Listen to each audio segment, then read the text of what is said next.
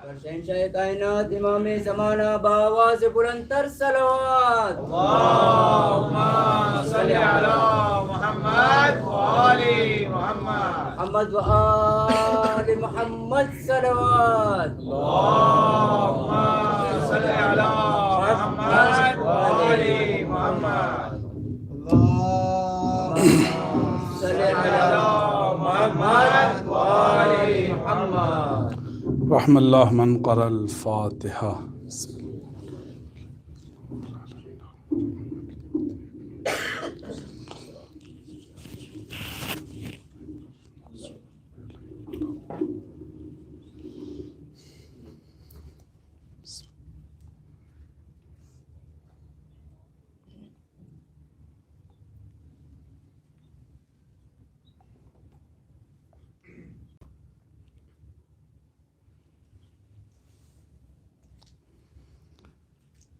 لا حول ولا قوة إلا بالله العلي العظيم.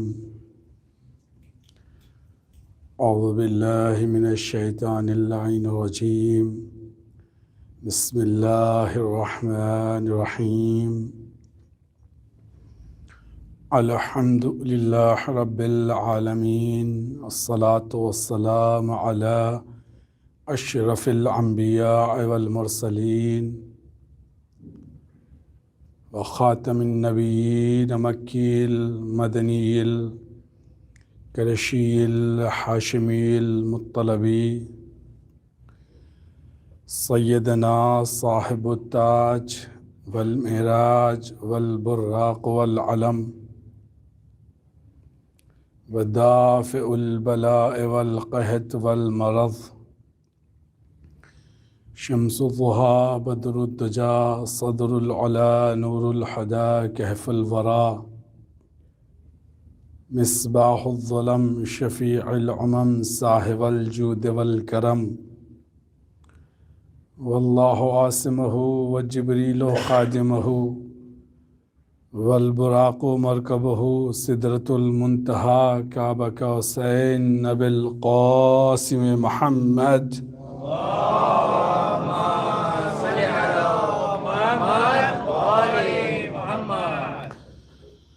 وآله الطيبين الطاهرين المعصومين المظلومين ولعنة الله على أعدائهم أجمعين.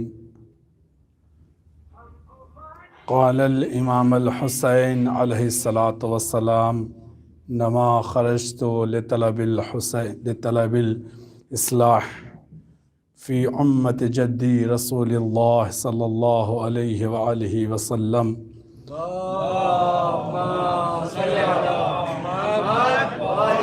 أريد أن آمر بالمعروف وأنهى نهي عن المنكر.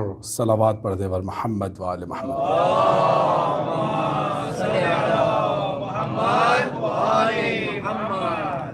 معزز کرام، بزرگان ملت، اس پاک و پاکیزہ ذکر کا آغاز جو کل ہو چکا تھا، اور اس مناسبت سے آج کی ہماری یہ پہلی ماہ عزا کے حوالے سے، عزیزو، یہ ایام ایسے ایام ہیں جس میں ہمیں کسی بھی طریقے کی کوتاہی برتنا نہیں چاہیے. آیت اللہ نور اللہ شستری ایک جملہ کہتے ہیں کہ ایام عزا کے اگرچہ 2.25 مہینے ہیں، لیکن جو اہمیت یہ 10 ایام رکھتے ہیں،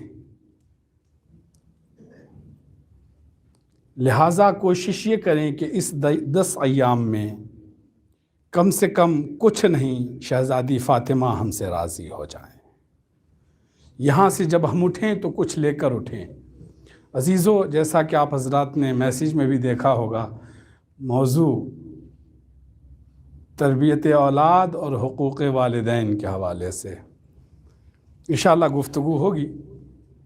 گھبرائیے گا نہیں، موضوع تھوڑا سا خشک ہے، لیکن انشاءاللہ ہم جس کے فرش پر بیٹھے ہیں ان کے طفیل میں ہمیں وہ چیز مل جائے گی جو ہمیں چاہیے ہوتی ہے۔ نہ کمال سننے والے کا ہوتا ہے، نہ کمال سنانے والے کا ہوتا ہے، کمال ذکر جن کا ہے ان کا ہوتا ہے۔ انسان اسی منزل پہ پہنچتا ہے جہاں وہ چاہتا ہے۔ عزیزو، مجلس میں چونکہ یہ آپ حضرات میری عادت کو جانتے ہیں، میں کہانیاں اور قصے سنانے کی عادت، لہٰذا جو موضوع ہے اس کو میری مجلسوں سے خود نکال لیجئے گا کہ مولانا یہ بات بچوں کے حوالے سے پڑھ کر گئے ہیں، یہ بات والد کے حوالے سے پڑھ کر گئے ہیں، ٹھیک ہے عزیزو؟ اور گفتگو ہوگی، ایسا نہیں کہ گفتگو نہ ہو۔ مجلس ایک ایسا لفظ ہے جس کو ہم بار بار استعمال کرتے ہیں اپنے گھروں میں۔ غم ہو تو مجلس، فرش عزا بچھایا جائے تو مجلس۔ عزیزو، مجلس ایک ایسا عمل ہے کہ جس کا ہماری زندگی پر ایک خاص طریقے سے اثر ہونا چاہیے، اور اگر یہ مجلسیں ہمیں اثر نہیں پہنچاتی تو اس کا مطلب یہ ہے کہ کوئی چیز ہے جو ان مجلسوں کو ہماری روحوں تک داخل نہیں ہونے دے رہی ہے۔ اب بیدار ہو کر تھوڑا سا سنیے گا۔ اگر ان مجلسوں کا ہماری زندگی میں فائدہ ہے تو ہماری زندگی کامیاب ہے۔ اگر ان مجلسوں کا اثر ہماری زندگی پر خاص طور سے ہے تو ہمارا مقصد کامیاب ہے۔ عزیزو، اب یہاں سے میں شروع کروں۔ ہوشیار والدین، عقل مند والدین وہ ہوتے ہیں جو اپنے بچوں کی چھٹیوں میں بھی انہیں خالی بیٹھنے نہیں دیتے، بلکہ وہ کیا کرتے ہیں؟ وہ ان کی ٹیوشنیں لگوا دیتے ہیں، اسلامک کلاسز لگوا دیتے ہیں کہ ہمارے بچے تربیت کیسے کرنا ہے۔ اس حوالے سے ہمارے بچے خالی نہیں بیٹھیں، وہ ایک نیو ٹیچر کو تلاش کر لیتے ہیں، اور کرنے کے بعد وہ جب اس ٹیچر کے پاس اپنے بچے کو بھیج دیتے ہیں، 1 مہینے تک بچہ جا رہا ہے پڑھنے کے لیے۔ جہاں اس کا مہینہ مکمل ہوا، اس کے اسکول شروع ہوئے، تو جو میں نے کہا عقل مند والدین ہیں وہ بچے کو قریب بلا کر بٹھاتے ہیں، اور بٹھانے کے بعد میں کہتے ہیں بیٹا 1 مہینہ گئے تھے، لہٰذا چینجز کیا تمہارے اندر آیا ہے، تبدیلی تمہارے اندر کیا آئی ہے؟ اگر وہ دیکھتے ہیں کہ اولاد کے اندر کوئی بدلاؤ نہیں ہے، کوئی تبدیلی نہیں ہے، کوئی چینجز نہیں ہے، تو وہ فوراً کیا کرتے ہیں؟ ٹیچر کے پاس پہنچ جاتے ہیں بچے کو لے کر، اور پہنچنے کے بعد میں کہتے ہیں بھائی ہم 1 مہینے سے ہر روز اپنے بچے کو آپ کے پاس بھیج رہے ہیں، یہ اٹھتا آپ کے پاس ہے، یہ بیٹھتا آپ کے پاس ہے، یہ سنتا آپ کے پاس ہے، یہ باتیں ساری آپ کی مانتا ہے، لیکن افسوس کی بات ہے 1 مہینہ مکمل ہو گیا، میرے بچے کے اندر کوئی چینجز نہیں آیا، کوئی تبدیلی نہیں آئی۔ آپ نے اس کو کیا سکھایا؟ آپ نے اس کو کیا پڑھایا؟ یعنی والدین صرف 1 مہینے کے لیے اگر کسی اپنے بچے کو ایک نیو ٹیچر کے پاس بھیج دینا چاہتے ہیں تو وہ یہ چاہتے ہیں کہ ان کی زندگی میں تبدیلی ہونا چاہیے، ان کی زندگی میں بدلاؤ ہونا چاہیے، ان کی زندگی میں چینجز ہونا چاہیے۔ تو عزیزو، آپ خود ہمیں انصاف سے بتاؤ کہ آپ کو 1400 برس ہو گئے ہیں ان مجلسوں میں آتے ہوئے، ان مجلسوں کو سنتے ہوئے، بیدار ہو کر سنیے گا، ان مجلسوں میں بیٹھتے ہوئے، ان مجلسوں کے کردار کو دیکھتے ہوئے، ان مجلسوں کی حقیقتوں کو جانتے ہوئے، تو عزیزو وجہ کیا ہے کہ 1400 برس کے بعد اگر کسی سے بھی یہ سوال کیا جائے کہ زندگی میں کتنی مجلسیں سنی ہیں تو وہ یہی جواب دے گا، حساب نہیں کر سکتے، شمار نہیں کر سکتے، گن نہیں سکتے، بتا نہیں سکتے۔ تو وجہ کیا ہے کہ تبدیلی کیوں نہیں پائی جا رہی ہے؟ کوئی تبادل کیوں نہیں آیا ہے؟ کوئی بدلاؤ کیوں نہیں آیا ہے؟ چونکہ فرق ہے۔ کیا فرق ہے پہلے کے اور اب کے دور میں؟ میں یہ نہیں کہہ رہا ہوں کہ یہیں پر ہے، وہ پوری دنیا میں پایا جاتا ہے۔ وہ فرق یہ ہے کہ پہلے بچے جب مجلسوں میں جاتے تھے تو پھر ان سے سوالات ہوتے تھے، بیٹا آج مجلس میں گئے تھے، کیا سن کر آئے ہو؟ آج کیا پڑھا ہے؟ آج کس ٹاپک پہ بات ہو رہی تھی. آج کا دور بدل گیا ہے.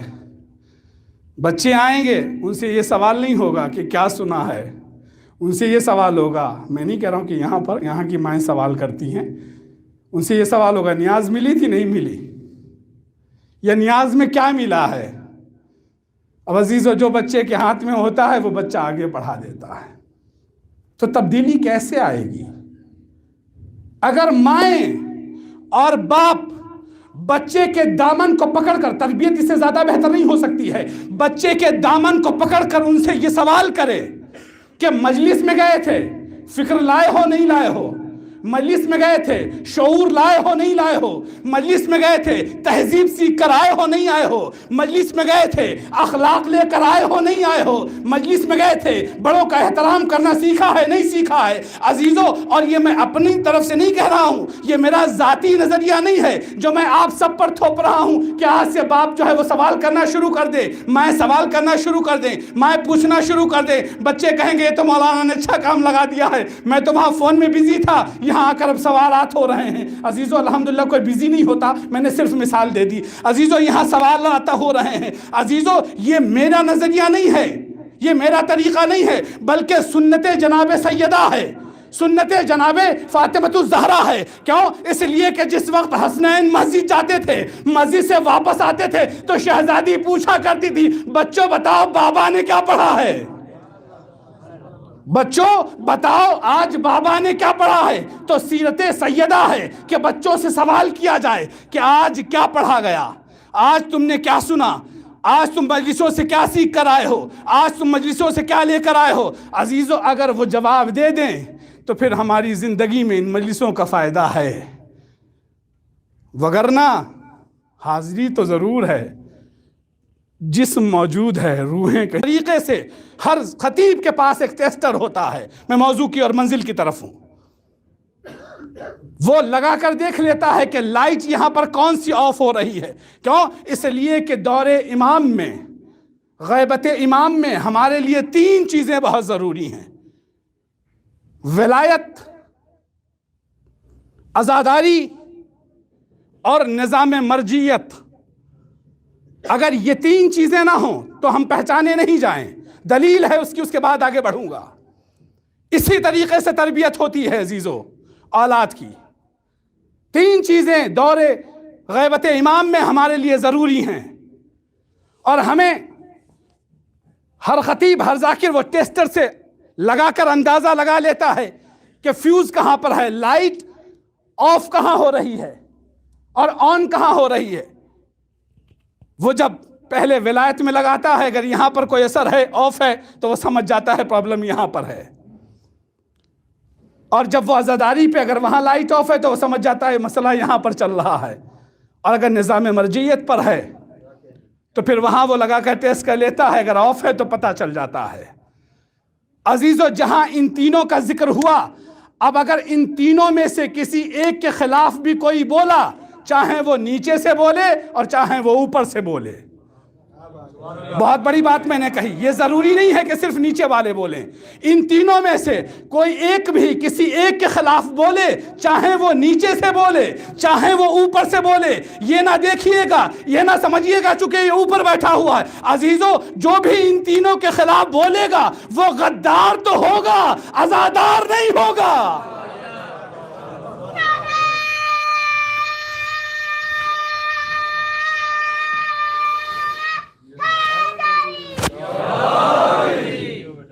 عزیزو, ان تینوں چیزوں نے ہم پر ہر لمحہ ہر وقت احسان کیا ہے, بہت بڑا احسان کیا ہے. احسان کیا کیا؟ ولایت نے احسان یہ کیا کہ ہمیں صراط سے ہٹنے نہیں دیا. ولایت کا احسان ہم پر یہ ہے کہ ہمیں صراط مستقیم سے ہٹنے نہیں دیا.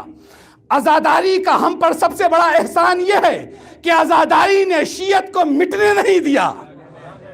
عزاداری کا سب سے بڑا احسان ہم پر ہے یہ ہے کہ عزاداری نے شیعت کو مٹنے نہیں دیا. اور نظام مرجیت کا سب سے بڑا احسان ہماری قوم پر یہ ہے کہ نظام مرجیت نے ہماری قوم کو ایک لمحے کے لیے بھی بکنے نہیں دیا. نہیں تو ہزاروں لوگ بک گئے، ہزاروں لوگ مٹ گئے، ہزاروں لوگ جو ہیں صراط مستقیم سے ہٹ گئے. ہم آج کے آج بھی باقی ہیں.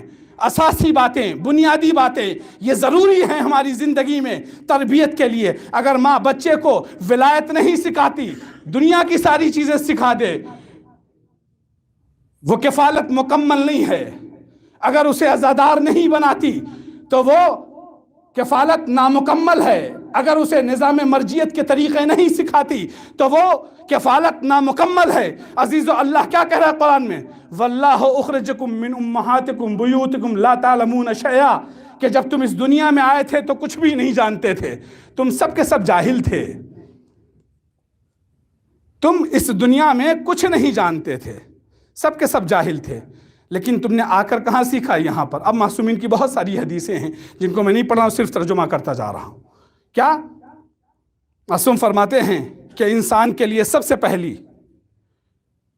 جو درسگاہ ہے جہاں سے انسان بچہ تعلیم سیکھتا ہے، آغوش مادر.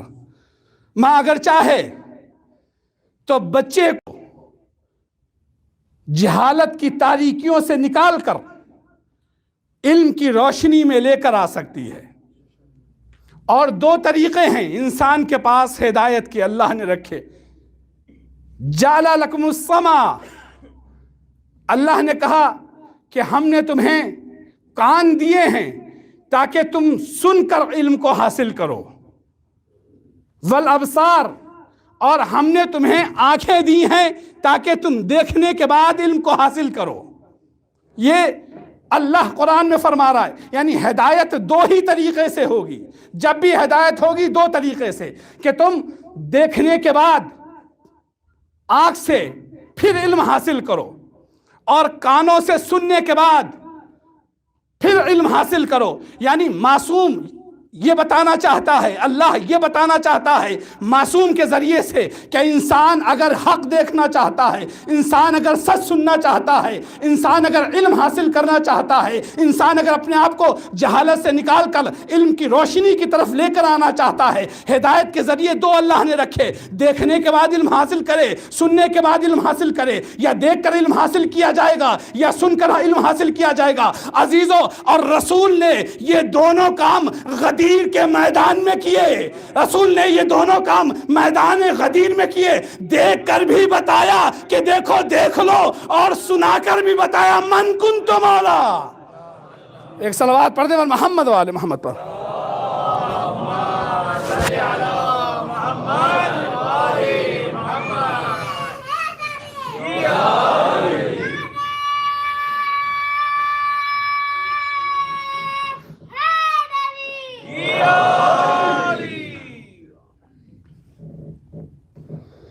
صلوات پڑھتے ہوئے تھوڑا تھوڑا سا آگے آ جائیں، پیچھے آنے والوں کو تکلیف ہو رہی ہے. تھوڑا تھوڑا سا.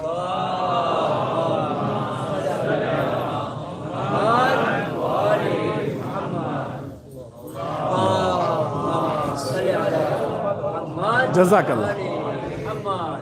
چونکہ ہم ذاکری میں اکثر کہتے ہیں کہ قلب مجلس خالی ہو تو پھر وہ ایسا دوری لگتی ہے کہ آپ بہت دور بیٹھے ہیں اور میں بہت دور. صرف ہم لوگ جو ہے وہ بات چیت، چونکہ باہر سے آنے والوں کو تکلیف ہو رہی تھی اس لیے. بہرحال خیر، رسول نے یہ دونوں کام کیے. دیکھ کر بھی بتایا، اٹھا کر ہاتھوں میں کہ دیکھ لو، اور سنا کر بھی بتایا. عزیزو، اہم چیز یہ ہے کہ ہم نے اپنی اولاد کی تربیت میں سب سے زیادہ یہ غور کیا کہ بھائی ہمیں اسے کیسے پالنا ہے کہ یہ ہمارا فرما بردار ہو جائے. ہمیں بات کو روک کر صرف ایک مثال دے دوں. اولاد کی فرما برداری سے پہلے آپ نے کبھی یہ سوچا کہ آپ خود اپنے باپ کے فرما بردار تھے؟ کبھی سوچا؟ چونکہ حقوق والدین کی بھی گفتگو ہے، حقوق والدین کی گفتگو ہے. اس میں آپ جب یہ چاہتے ہیں کہ آپ کا بچہ نیک اور صالح بنے تو آپ خود نیک اور صالح تھے؟ نہیں تھے نا. کہیں مولانا وہ تو ہم سے غلطی ہو گئی، ہمیں نہیں پتا تھا. چلیں وہ بھی ہم مان لیتے ہیں تھوڑی دیر کے لیے کہ آپ کو پتہ نہیں تھا. آپ یہ چاہتے ہیں کہ آپ کی اولاد جو ہے وہ بہت نیک اور صالح بنے. ٹھیک ہے، الحق مرن ہے، تھوڑا سا حق کڑوا ہوتا ہے، تھوڑا نہیں بہت، امام علی کا قول ہے. آپ ایک چیز بتائیں، औलाद की तरबियत से पहले कभी भी आपने जब उसको लुक़मा दिया, ग़िज़ा खाना दी, आपने ये सोचा कि ये हलाल है या हराम? नमाज वमाज की बात तो मैं बाद में करूँगा आज, कि नमाज सिखाओ, रोज़े सिखाओ, नहीं, वो बाद में। आप ग़िज़ा पर आ जाए। आपने कभी ये सोचा कि आप जो उसको ग़िज़ा दे रहे हैं, खाना दे रहे हैं, ये हलाल है या हराम? अगर बच्चे के जिस्म में हराम ग़िज़ा चली गई तो फिर तरबियत कैसे करेंगे? पहली चीज़, तरबियत से पहले एक चीज़ है जो बहुत इम्पोर्टेंट है, वो है ग़िज़ा का ताल्लुक़। अगर ग़िज़ा हलाल है तो तरबियत खुद ब खुद उसकी बेहतर हो जाएगी। दूसरी चीज़, आपने बच्चे के सामने झूठ नहीं बोला, जो आप ये उम्मीद करते हैं कि आपका बच्चा झूठ ना बोले। आप खुद उसको झूठ बोलना सिखा रहे हैं। इंसान एक हराम रोज़ी कमाता है। कमाने वाला कितना होता है? एक। खाने वाले कितने होते हैं? 5, 10, 12, 15, जितने भी लोग हैं। आप इंसाफ से मुझे बताएं कि वो 15 लोगों के जो खाकर आराम से ज़िंदगी गुजार रहे हैं, आप अपने सर पर अकेले गुनाह लेकर क्यों फिर रहे हैं? गुनहगार सिर्फ वही होगा जो कमा रहा है। जो खा रहे हैं वो गुनहगार चूँकि आप ला रहे हो। अगर आपकी इस्तात नहीं है कि इनको प्राडो में घुमाओ तो ज़रूरी नहीं है टैक्सी रेंट पर ले लो। चोरी करके हराम की रोज़ पैसों को जमा करके आप उनके शौक़ पूरे करवाएं। क्यों अपनी कब्र को जहन्नम बना रहे हो? जहन्नम वहाँ नहीं, कब्र खुद जहन्नम बन जाएगी। तरबियत में सबसे पहली चीज़ें ये ज़रूरी हैं कि आप अपनी ग़िज़ा देखें, आप अपनी रोज़ी के आने को देखें, आप अपने हर पैसे पर नज़र रखें कि ये हलाल तरीक़े से आ रहा है या हराम तरीक़े से। एक चीज़। दूसरी चीज़, 2 ही चीज़ें पढ़ूँगा। दूसरी चीज़ कि आप झूठ न बोलें। बच्चे ने आँख खोली, अभी तो बहुत आसान हो गया झूठ बोलना। फ़ोन आया, मेरे ऊपर मिसाल ले लें, मौलाना कहाँ हैं? अब मुझे नहीं बताना है उसको, तो मैं घर पे बैठा हुआ हूँ, मैं बोलूँगा मैं मस्जिद में हूँ। बच्चा सुन रहा है। फिर आप बच्चे से ये कह रहे हैं कि बेटा झूठ नहीं बोलना चाहिए, गुनाह होता है। वो तो देख रहा है कितना बड़ा गुनाह है जो अब्बा अंजाम दे रहे हैं। अब्बा तो खुद बड़ी आसानी से कह रहे हैं कि मसला नहीं है। जब आप कह रहे हो और गुनाह भी बता रहे, तो उस गुनाह को वो बहुत हल्का गुनाह ले लेगा ना कि छोटा गुनाह है और मसला नहीं है। ऐसा झूठ किया, ऐसा गुनाह किया जा सकता है। अजीज़ों, छोटे गुनाहों से इंसान बड़े गुनाहों की तरफ बढ़ता है। क्यों? मासूम का वो एक मिसाल है हदीस के मुताबिक कि जब बड़ी लकड़ियाँ जलाई जाती हैं तो उनको जलाने के लिए छोटी लकड़ियों का सहारा लिया जाता है। कहीं ऐसा ना हो कि हमें बड़े गुनाह तक पहुँचने के लिए उन छोटे गुनाहों को सहारा बनाकर वहाँ पर पहुँच जाएं। अजीज़ों, सबसे पहली चीज़, अगर आप ये चाहते हैं कि बच्चे आपकी तरबियत अच्छी हो, नेक हों, साले हों, आपकी हर बात को माने, तो उन्हें हराम ग़िज़ा से दूर रखो। पहली चीज़। दूसरी चीज़, झूठ ना खुद बोलो ना उन्हें बोलना सिखाओ। पहले तो खुद अमल करो, फिर उसके बाद में आप देखो। ज़रूरत नहीं है उन्हें समझाने की कि वालिद का हक़ क्या होता है, माँ की हक़ क्या होती है, बहन का हक़ क्या होता है। अजीज़ों, वो हलाल ग़िज़ा ही खुद उन्हें बताएगी कि किसका हक़ कितना ज़्यादा है। आप कहें नहीं हम लोग बहुत चाहते हैं, चाहते सिर्फ आप एक ही वजह से हैं, वो इस फ़र्श अज़ा की बरकत है कि जिसकी वजह से हम थोड़ा सा सही चल रहे होते हैं। अगर ये फ़र्श अज़ा भी छोड़ दी जाए तो यकीन माने हम ऐसे जंगलों में चले जाएंगे कि जहाँ से पलटना हमारे लिए बहुत मुश्किल हो जाएगा। हम उस दरवाज़े पर बैठे हुए हैं कि जहाँ से लोग सिर्फ सुनने के बाद में जो है वो इस्लाम कबूल कर लेते हैं। क्यों? इसलिए कि यहाँ से इल्म जो है वो तक़सीम होता है। मौला कायनात से सवाल हुआ, मौला दुनिया की सबसे बड़ी दौलत क्या है? मौला ने कहा दुनिया की सबसे बड़ी दौलत जो है वो इल्म है। इमाम अली का जुमला है। और सबसे बड़ी गुर्बत क्या है? इमाम ने कहा सबसे बड़ी गुर्बत दुनिया की जहालत है, जाहिल होना सबसे बड़ी गुर्बत है। मौला कायनात मेंबर पे बैठे हुए हैं, एक शख्स ने सवाल किया, मौला ये बताइए کہ مال زیادہ افضل ہے یا علم زیادہ افضل ہے؟ مولا نے کہا علم زیادہ افضل ہے۔ اس نے کہا مولا دلیل؟ اب جیسے اس نے دلیل مانگی، جی چاہتا ہے عزیزو سجدہ شکر کریں کہ اللہ نے علی جیسا امام ہم سب کو دیا ہے۔ امام علی نے فوراً کیا کہا کہ تجھے دلیل چاہیے؟ کہا ہاں دلیل چاہیے۔ مولا نے کہا دلیل یہ ہے کہ علم افضل ہے، مال کمتر ہے، مال خرچ کرنے سے کم ہوتا ہے، مال خرچ کرنے سے کم ہوتا ہے اور علم خرچ کرنے سے بڑھتا چلا جاتا ہے، لہذا علم افضل ہے۔ وہ بیٹھ نہیں پایا تھا کہ دوسرا شخص اسی کے برابر سے کھڑا ہوا، اور کھڑے ہونے کے بعد میں اس نے کہا مولا اجازت ہے سوال کروں؟ کہاں سوال کر؟ کہا مولا مال افضل ہے یا علم افضل ہے؟ وہی سوال ہے۔ ایک مرتبہ برابر والے نے دامن کو پکڑ کے کہا ارے بیٹھ جا، یہی سوال تو میں بھی کر چکا ہوں، ابھی وہی جواب دیں گے جو مجھے جواب دیا تھا۔ تو جیسے ہی وہ بیٹھنے لگا مولا نے اسے دیکھا، مولا نے کہا میں نے جواب نہیں دیا ہے، تو کیوں بیٹھا جا رہا ہے؟ اس نے کہا مولا یہ برابر والا دامن پکڑ کر کھینچ رہا ہے، کہا بیٹھ جاؤ، تو اس لیے بیٹھا جا رہا۔ مولا نے کہا نہیں بیٹھ نہیں، جواب سن لے۔ اسے اس کی عقل کے مطابق جواب دیا ہے۔ عجیب جملہ ہے مولا کا، تجھے تیری عقل کے مطابق جواب دوں گا، جتنا اسے شعور تھا اس کے مطابق جواب دیا ہے، جتنا شعور تجھے ہوگا تیرے مطابق جواب دوں گا، اور جواب الگ ہوگا۔ مولا نے کہا پہلا جواب کیا تھا؟ کہ مال خرچ کرنے سے کم ہوتا ہے اور علم خرچ کرنے سے بڑھتا چلا جاتا ہے۔ مولانا کا سوال یہی ہے؟ کہا ہاں۔ کہا کہ یہاں پر بھی علم افضل ہے، مال کمتر ہے۔ کہا وہ کیسے؟ دلیل؟ مولا نے کہا دلیل یہ ہے کہ مال چوری ہو جاتا ہے، علم کبھی چوری نہیں ہوتا۔ مال چوری ہو جاتا ہے، علم کبھی چوری نہیں ہوتا۔ تیسرا شخص وہیں سے کھڑا ہوا اور کہا مولا اجازت ہے سوال کروں؟ کہاں سوال کر؟ کہا کہ مولا سوال یہ ہے کہ علم افضل ہے یا مال؟ تو دونوں نے کہا اب پاگل ہو گیا ہے، ہم دو تو پوچھ چکے ہیں، سب لوگ وہی سوال کرو گے کیا؟ کہا نہیں میں بھی چاہتا ہوں یہی سوال کروں۔ مولا نے کہا تو بھی کھڑا رہے، تجھے بھی جواب دوں گا۔ مولا نے کہا علم افضل ہے، مال کمتر ہے۔ اس نے بھی وہی سوال کہ مولا دلیل کیا ہے؟ کہا دلیل یہ ہے کہ مال کی حفاظت تم کرتے ہو۔ کیا سن رہے ہیں؟ مولا نے کہا دلیل یہ ہے کہ مال کی حفاظت تم کرتے ہو اور علم تمہاری حفاظت کرتا ہے، لہذا علم افضل ہے، مال مفضول ہے۔ عزیزو تین لوگوں نے ایک ہی سوال، علی ابن ابی طالب نے ہر طریقے سے الگ الگ جواب دیا، اور جواب دینے کے بعد پیغمبر کے جانے کے بعد مولا اپنے گھر گوشہ نشین ہو گئے تھے۔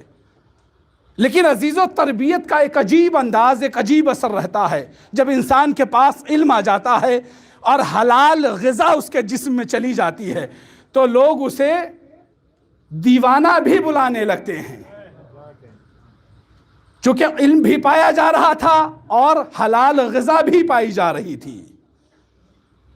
جب وہ شخص نہیں شخصیت دربار میں پہنچی، بہلول دانا کی بات کر رہا ہوں، تربیت سے، چکے علم بھی ہے اور حلال غذا بھی جسم میں ہے، تو اثر دیکھیں آپ کہ کس طریقے سے جو ہے وہ حقیقت کو بیان کرتے ہیں۔ جب دربار میں آتے ہیں انہوں نے دیکھا تخت خالی پڑا ہوا ہے، کرسی پر جا کر بیٹھ جاتے ہیں، اور بیٹھنے کے بعد درباریوں نے دیکھا ارے یہ تو آ کر آج یہاں بیٹھ گئے ہیں۔ سارے درباری آئے اور آنے کے بعد میں اس کو بہت زیادہ مارا، بہلول کو، اور مار کے اسے اتار دیا، چونکہ بادشاہ جو ہے ان کا خالزات بھائی ہوا کرتا تھا۔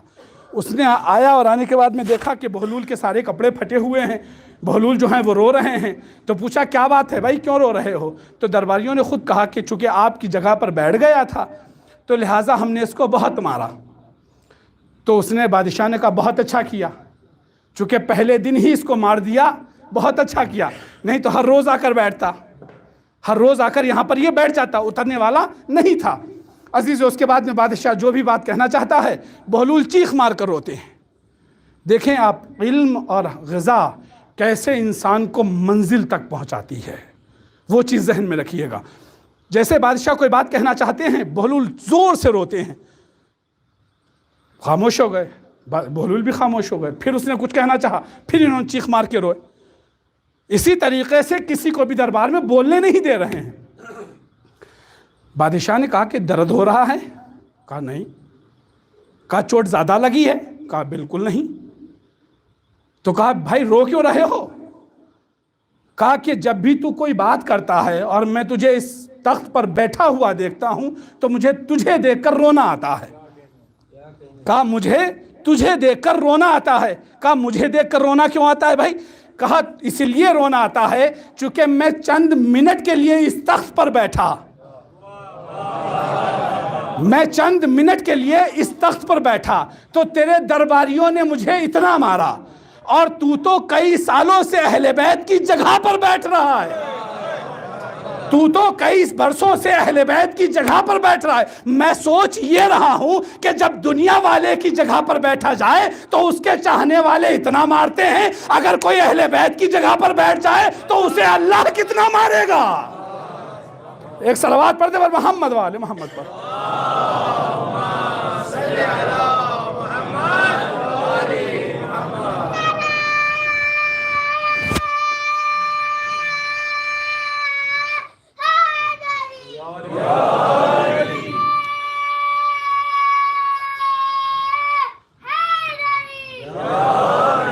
عزیزو، یہ حلال غذا کا اثر ہے جو بول رہا ہے۔ تربیت میں نماز ضروری نہیں ہے کہ آپ انگلی پکڑ کر لے جائیں مسجد کی طرف، تب تربیت ہوگی۔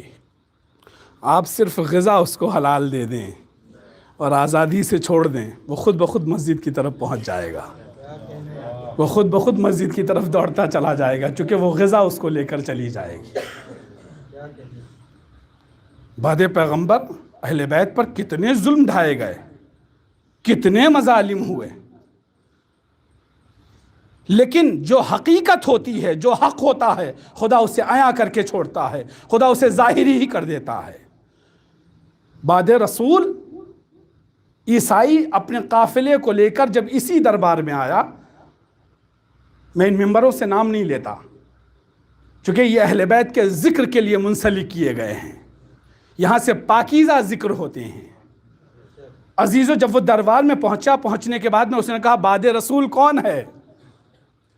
کہا کہ جس سے میں اپنے سوال پوچھوں۔ کہا جو تخت پر تمہارے سامنے بیٹھا ہوا ہے۔ کہا اچھا یہ ہے، میں ان سے سوال کروں؟ کہا ہاں سوال کر لو۔ وہ عیسائی کہتا ہے میں آگے بڑھا اور بڑھنے کے بعد میں نے ان سے سوال کیا، سوال کرنے کے بعد میں انہوں نے مجھے جواب دیا، جواب تو نہیں دیا، مجھ سے کچھ باتیں کی، اور باتیں کرنے کے بعد میں کہا کہ اپنے درباریوں سے کہ اس کو اٹھا کر دربار کے باہر پھینک دو۔ اس عیسائی کو اٹھایا گیا اور دربار سے باہر پھینک دیا گیا۔ ادھر سے ایک شخص کا گزر ہوا، اس نے اس زمین پر پڑے ہوئے انسان کو ہاتھ کا سہارا دیا، اور سہارا دینے کے بعد تو عیسائی نے سوال کیا کہ آپ مسلمان ہو؟ اس نے کہا اس بستی میں تو سارے مسلمان رہتے ہیں لیکن مجھے سلمان کہتے ہیں، اس بستی میں سارے مسلمان رہتے ہیں، مجھے سلمان کہتے ہیں۔ عزیز، ایک مرتبہ ویسے ہاتھ رکھے دربار کی طرف دیکھ کر کہتا ہے کہ رسول سے علم تو نہیں سیکھا تھا، کم سے کم اخلاق ہی سیکھ لیتا، کہ میں سوال کرنے آیا تھا تو نے۔ ایک مرتبہ سلمان نے کہا کہ بھائی زمین پہ کیوں بیٹھے ہوئے ہو؟ کہا کہ میں بیٹھا نہیں ہوں، میں پھینکا گیا ہوں۔ کہا کیوں پھینکے گئے ہو؟ کہا کچھ سوال پوچھنے آیا تھا، تو جواب تو دیا نہیں، اٹھا کر مجھے پھینک دیا۔ سلمان نے کہا کیا اگر جواب مل جائے تو کیا کرو گے؟ کہا پورے لشکر کے ساتھ مسلمان ہو جاؤں گا، پورے لشکر کے ساتھ اگر جواب مل گیا تو مسلمان ہو جاؤں گا۔ عزیز، ایک مرتبہ سلمان نے اس کو اپنے ساتھ لیا، اور لینے کے بعد میں ایک ڈیوڑھی پر چلے جہاں پر ٹاٹ کا پھٹا ہوا پردہ پڑا تھا، اور وہ شخصیت اندر بیٹھی ہوئی تھی۔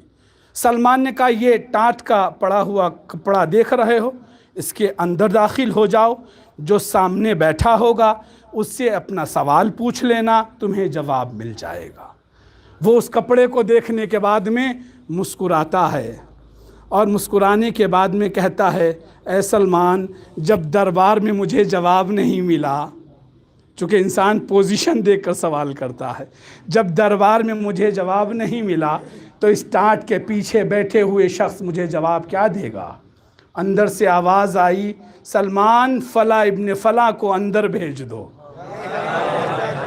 سلمان فلاں ابن فلاں کو اندر بھیج دو۔ ایک مرتبہ سلمان سے وہ شخص کہتا ہے کہ ان کو میرا نام کیسے پتا ہے؟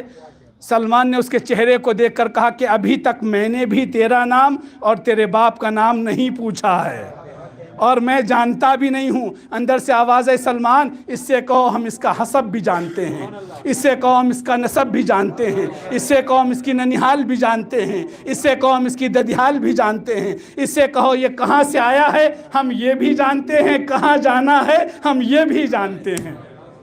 سلمان اس سے کہو اندر آ جائے۔ جیسے ہی وہ شخص عیسائی اندر داخل ہوا، مولا کو اپنی نشست پر بیٹھے ہوئے دیکھا۔ اس نے کہا مولا میرا سوال ہے، سوال بہت عجیب ہے، بہت توجہ سے سنیے گا۔ مولا نے کہا سوال کیا ہے؟ کہا مولا یہ بتائیے کہ پانی کا ذائقہ کیا ہے؟ پانی میں کس چیز کا مزہ ہے؟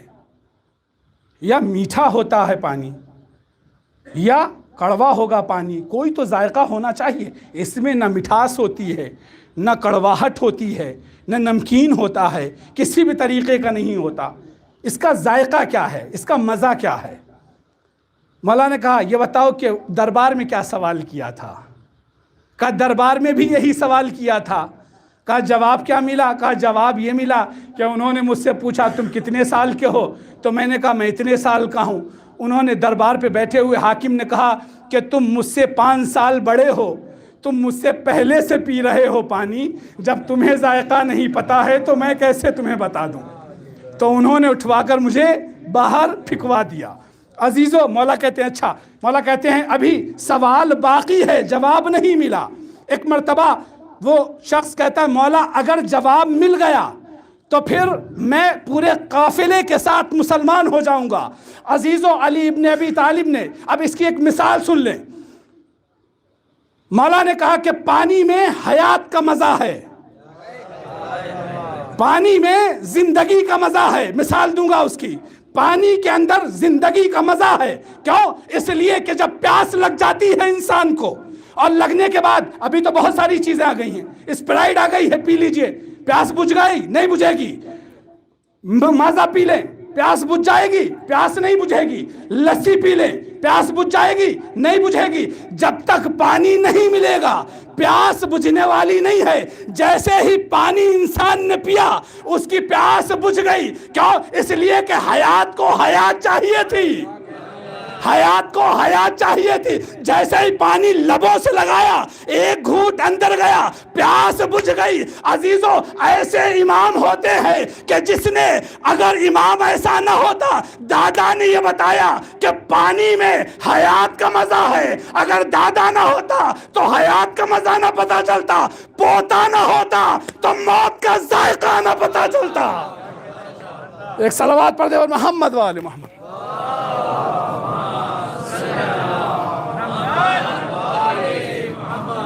امام علی نے بتایا کہ زندگی کا مزہ پانی میں ہے، حسین نے بتایا کہ موت کا ذائقہ کربلا میں کیسا تھا۔ اگر حسین نہ بتاتے تو یقین جانے ہمیں موت کا ذائقہ پتہ نہیں چلتا۔ دادا نے بتایا حیات کا مزہ، پوتے نے بتایا موت کا ذائقہ۔ یہ احسان ہے ان کے ہم پر کہ جس کی وجہ سے ہم جی رہے ہیں، ہم باقی ہیں، ہمارا نام باقی ہے۔ عزیزو، آخری جملے اور میں ربط مصائب، عمار ابن حیان والدین کے حوالے سے، تربیت پہ ابھی تک بات چل رہی تھی، اب حقوق والدین میں عمار ابن حیان کہتا ہے کہ میں چھٹے امام کے پاس گیا، اور جانے کے بعد میں نے مولا سے کہا کہ میرا بیٹا اسماعیل، میرے تو بہت سارے بچے ہیں، ان میں سے میرا بیٹا اسماعیل میری بہت زیادہ عزت اور احترام کرتا ہے۔ وَلَا تَقُلْ لَهُمَا اُفٍّ، میں نے حدیثیں نہیں پڑھی قرآن کی، حدیثیں نہیں پڑھی، آیتیں نہیں پڑھی قرآن کی۔ قرآن کیا کہتا ہے کہ اپنے والدین کے سامنے اف بھی نہ کرو جب وہ بزرگ ہو جائیں، جب وہ تمہارے پاس ہوں، جب وہ تمہارے ساتھ ہو۔ والدین ہوتے ہیں، ابھی تو یہ بات چلتی رہے گی انشاءاللہ۔ تو امام عمار ابن حیان کہتے ہیں کہ اس دن سے امام نے کہا کہ اسماعیل کو میں ویسے بھی بہت زیادہ عزیز رکھتا تھا، پیار کرتا تھا، لیکن آج سے میرے دل میں اس کے لیے اور زیادہ محبت بڑھ گئی ہے۔ کہا کیوں؟ کہا اس لیے کہ وہ اپنے والد کا احترام بہت زیادہ کرتا ہے۔ تو عزیزو، اگر کوئی شخص اپنے والدین کا احترام کرتا ہے تو امام اسے عزیز رکھتے ہیں، امام اس کی عزت کرنے لگتے ہیں۔ تم تو حسین کے چاہنے والے ہو، اگر کوئی حسینی ہو اور والدین کا احترام نہ کرتا ہو تو پھر حسینی کہنے کا اسے حق نہیں ہے۔ حسینی ہوتا ہی وہ ہے جو سیرت حسین پر عمل کرتا ہو۔ عزیزو، چاند نمودار ہو گیا۔ آج ساری دنیا میں امام بارگاہوں میں فرش عزا بچھ گئی ہے۔ اس چاند سے پہلے ہمارے یہاں ہر جگہ تقریباً علم کشائی ہوتی ہے۔ اس کا ایک پیغام ہوتا ہے کہ اب سارے اس علم کے نیچے آ جاؤ، حسین کی بیعت کر لو، اب حسین کی مانو۔ عزیزو، جیسے ہی چاند نمودار ہوا، جب رجب کا چاند نکلا تو جناب سلمہ نے جناب صغرا سے کہا کہ بیٹا یہ چاند تمہیں مبارک ہو، خدا تمہارے بھائیوں کو سلامت رکھے۔ جب شعبان کا چاند نمودار ہوا تو جناب سلمہ نے کہا کہ اے صغرا تمہیں یہ چاند بھی مبارک ہو، اللہ تمہارے بھائیوں سے کوئی مصیبت لے کر نہ آئے۔ جب عزیزو رمضان کا چاند نکلا تو جناب سلمہ نے یہی جناب صغرا سے کہا خدا تمہارے باپ کو سلامت رکھے، تمہاری پھپھیوں کی چادر سلامت رہے۔ شوال کے چاند میں یہی کہا، ذیقعد کے چاند میں یہی کہا، ذی الحج کے چاند میں یہی کہا۔ لیکن جیسے ہی یہ چاند نظر آیا، جناب صغرا انتظار کر رہی ہیں کہ میری نانی آ کر میرے بھائیوں کے لیے دعا کریں۔ عزیزو، بہت وقت گزر گیا لیکن جناب سلمہ نہیں آئی۔ جناب صغرا اپنی اٹھی اور اٹھنے کے بعد چلتی ہوئی نانی سلمہ کے پاس آ کر بیٹھ گئی، ہاتھوں کو جوڑ کر کہتی ہے اے نانی میں امام کی بیٹی ہوں، آپ نے مجھے رجب میں دعا دی، شعبان میں دعا دی، شوال میں دعا دی، ذی الحج میں دعا دی، لیکن جیسے ہی محرم کا چاند نکلا آپ نے مجھے دعا نہیں دی۔ میں ان دعاؤں کے لیے بیٹھی ہوئی انتظار کر رہی ہوں۔ ایک مرتبہ سلمہ نے صغرا کو گلے سے لگا کر کہا صغرا ارے یہ چاند تیرے بھائی خیر نہیں ہے، اے صغرا یہ چاند غموں کی سنانی لے کر آیا ہے۔ اے صغرا میں تیرے نانا رسول سے سن چکی ہوں، محرم کا چاند اہل بیت پہ مصیبتوں پہ قیامت کی گھڑی ہوگی۔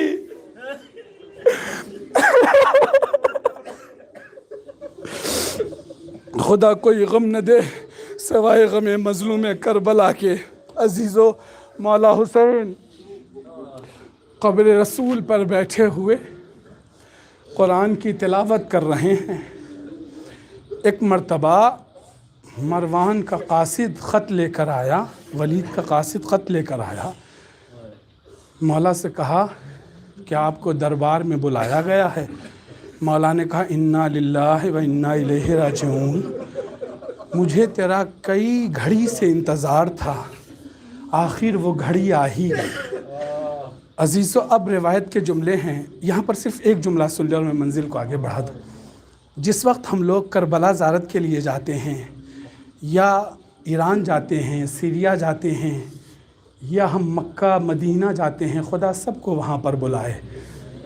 عزیزو، جب ہمارا آخری وقت ہوتا ہے نکلنے کا، جب ہمیں معلوم ہوتا ہے کہ ہماری کل کی فلائٹ ہے، کل ہمیں نکلنا ہے، تو ہمارا جی کیا چاہتا ہے کہ ہم ساری رات آج حرم میں گزار دیں، یا ہمارا دل کرتا ہے کہ ہم کئی مرتبہ حرم میں جاتے رہیں۔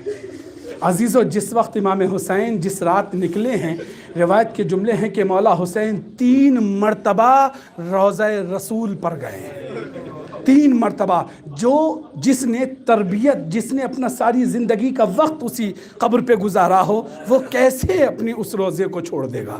عزیزو، روایت کے جملے ہیں کہ رات کی تاریکی ہو گئی، امام حسین آہستہ آہستہ حویلی زہرا میں داخل ہو رہے ہیں۔ جیسے حویلی زہرا میں امام حسین داخل ہوئے تو کیا دیکھا کہ ایک دیوار کے پیچھے کوئی بی بی ہے جو کھڑی ہوئی ہے، کہہ رہی ہے کہ آقا حسین، میں کئی روز سے دیکھ رہی ہوں تم آرام سے سو نہیں پا رہے ہو، راتوں کو اٹھ کر بیٹھ جاتے ہو، راتوں کو بیٹھ کر گریا کرتے ہو، آخر بات کیا ہے؟ میرے ماں جائے بہن زینب کو تو بتا دے۔ کہا کہ بہن، مجھے دربار میں بلایا گیا ہے۔ ارے جیسے ہی دربار کا نام سنا، زینب نے سر پہ ہاتھ رکھ کر کہا، بھیا دربار میں نہیں جاؤ گے۔ کہا کیوں؟ کہا کہ جب سے اماں دربار سے خالی ہاتھ آئی ہے، ارے درباروں پر زینب کو یقین نہیں رہا ہے۔ بھیا حسین، آپ دربار میں ایک لمحے کے لیے بھی نہیں جاؤ گے۔ عزیز ایک مرتبہ مولا حسین کہتے ہیں، بہن زینب، لیکن مدینہ میرا مقتل نہیں ہے، مدینے میں میں قتل نہیں کیا جاؤں گا، بہن مجھے جانے کی اجازت دے دو، میں چلا جاتا ہوں۔ ایک مرتبہ عزیزو، روایت کے جملے ہیں، مولا عباس کچھ روز پہلے بنی ہاشم سے یہ کہہ چکے تھے کہ جس وقت عباس کی آواز حویلی زہرا میں گونجے، تم سب کے سب بنی ہاشم اپنی تلواروں کو لے کر حویلی زہرا کے صحن میں آ جانا۔ عزیز ایک مرتبہ شہزادی زینب سے جب مولا حسین کا اصرار بڑھا کہ مجھے جانے کی اجازت دو، میں دربار میں جا کر آتا ہوں، جناب زینب نے ایک جملہ کہا، بھیا حسین ضامن دے دو، چلے جاؤ۔ ضمانت کوئی لے لے کہ حسین جیسے جا رہے ہیں، قیامت کا جملہ ہے، حسین ویسے ہی باعزت واپس آئیں گے۔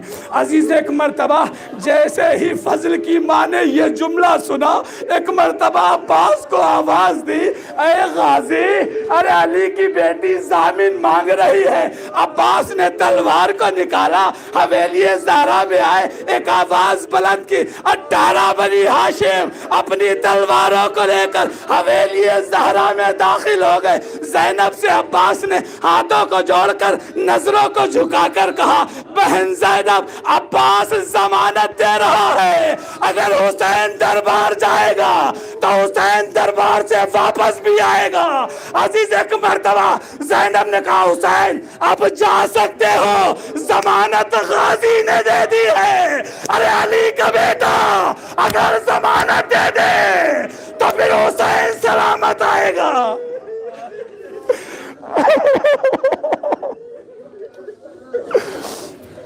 خدا کوئی غم نہ دے سوائے مظلوم کربلا کے۔ عزیزو، صرف 2 سے 3 منٹ سنیں اور زحمت تمام ہے۔ مولا حسین آگے آگے چلے، 18 بنی ہاشم اپنی تلواریں لے کر مولا حسین کے ساتھ ہیں۔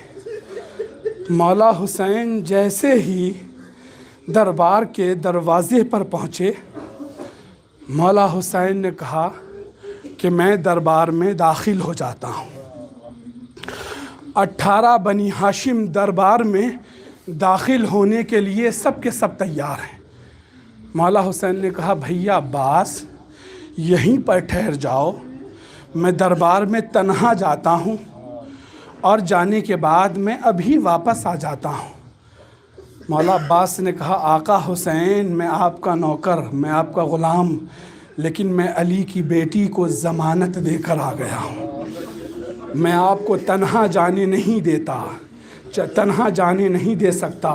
ایک مرتبہ عزیزو، مولا حسین نے ایک جملہ کہا کہ عباس کے بازو پہ ہاتھ رکھا، اے عباس، تم علی کے بیٹے ہو، یہ دروازہ خیبر کے دروازے سے زیادہ بھاری تو نہیں ہے۔ عباس، حسین کی ایک آواز بلند ہو، تم تلواروں کے ساتھ سب کے سب دربار میں داخل ہو جانا۔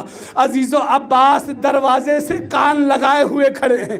روایت کے جملے، مولا حسین اندر داخل ہوئے، داخل ہونے کے بعد میں جیسے مروان اور ولید نے حسین کو آتے ہوئے دیکھا، ایک مرتبہ حسین سے کہتے ہیں کہ آپ ہماری بیعت کر لے، چونکہ پیغام آیا ہے یزید کا کہ آپ بیعت کر لے تو صحیح رہیں، مدینے میں رہ سکتے ہیں۔ ایک مرتبہ حسین نے کہا، کہا کہ یہ بات دن کی تاریکی میں بھی، دن کے اجالے میں بھی کر سکتے ہو، رات کی تاریکی میں کیوں کر رہے ہو؟ کہا نہیں ابھی کے ابھی کر لیں، بات ختم ہو جائے گی۔ امام حسین نے کہا نہیں ہرگز نہیں ہو سکتا، میں تیری بیعت نہیں کر سکتا۔ یہ کہہ کر جیسے ہی حسین پلٹے باہر چلنے کے لیے، عزیز ایک مرتبہ مروان کہتا ہے ولید سے اس سے زیادہ وقت بہتر نہیں ملے گا، علی کا بیٹا اکیلا ہے، حسین کی گردن کو کاٹ لو، یہی معاملہ ختم ہو جائے گا۔ عزیز ایک مرتبہ حسین پلٹے اور پلٹنے کے بعد میں حسین کی آواز بلند ہوئی، کہا کہ کیا کہتا ہے؟ میری گردن کو کاٹنا چاہتا ہے۔ عزیز یہ آواز عباس کے کان میں ٹکرائی، عباس نے دروازے پہ ہاتھ رکھا، ایک مرتبہ 18 بنی ہاشم برہنہ تلوار کے ساتھ اندر داخل ہو گئے۔ ایک مرتبہ حسین نے عباس کے سینے پہ ہاتھ رکھ کر کہا بھیا کربلا نہیں ہے، مدینہ ہے۔ حسین نے جیسے ہی کہا عباس نے تلوار کو زمین پہ رکھا۔ اے آقا حسین، علی کی بیٹی کے سامنے عباس کس منہ سے جائے؟ عباس تھا حسین کے ساتھ گستاخی کیسے؟